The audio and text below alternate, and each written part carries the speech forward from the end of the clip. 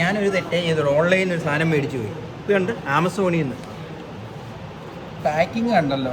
ചിലർ പറയും നമ്മൾ റീച്ചിന് വേണ്ടി വീഡിയോ ചെയ്യുന്നതെന്ന് പറയും. നമ്മുടെ വീഡിയോ ആര് കാണാനാടാ? ഇത് ബൾബ് കണ്ടല്ലോ. ബൾബുണ്ട് അടുത്ത നോക്കാം. നല്ല ബൾബുകൾ. ഇല്ല ബൾബ് അല്ല ബ്രാൻഡൊക്കെ അടിപൊളിയാണ്. നല്ല അടിപൊളിയാണ്. കവറിങ് ആണ് പ്രശ്നം. പാക്കിങ് വേണ്ടേ? നമ്മൾ ഇത്ര സാധനം മേടിക്കുന്നതല്ല പൈസ കൊടുത്ത്. ഇതുണ്ട്. പരമാവധി ആളുകളിലേക്ക് ഇത് ഷെയർ ചെയ്യുക. ഇതുപോലെ ഇനി അവസ്ഥ ഉണ്ടാവാതിരിക്കുക.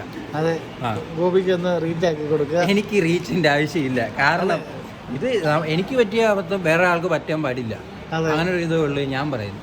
അതെ, ഇനി ഇതുപോലെയുള്ള പ്രൊഡക്റ്റുകൾ നമ്മൾ മേടിച്ച് റിവ്യൂ ചെയ്തിട്ട് ആൾക്കാരിലേക്ക് എത്തിക്കുന്നതാണ്. ആണ്. പിന്നെ ഇതുപോലത്തെ പാക്കിങ് ഇനിയുണ്ട്.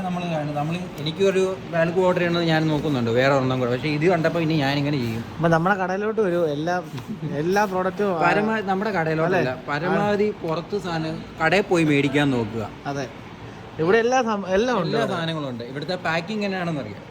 അതെ, അതുപോലാണ് ഇതിപ്പോൾ നമ്മൾ പുറത്ത് ജെനുവിനായിട്ട് വന്ന് മേടിക്കുക അല്ലേ ഇവിടുത്തെ.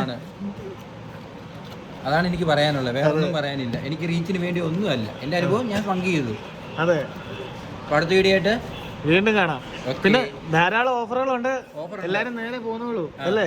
ഇതുപോലെ ഓൺലൈനിൽ പോകാതിരിക്കുക. എല്ലാത്തിനും ഓഫർ അല്ലേ. എല്ലാത്തിനും ഓഫർ ഉണ്ട്. അടിപൊളി ഓഫർ ഉണ്ട്. ഒരു ധൈര്യത്തോടെ പോരെ. കോൺടാക്ട് ചെയ്ത മെസ്സേജ് അയച്ചോളൂ അല്ലേ. ഓക്കെ.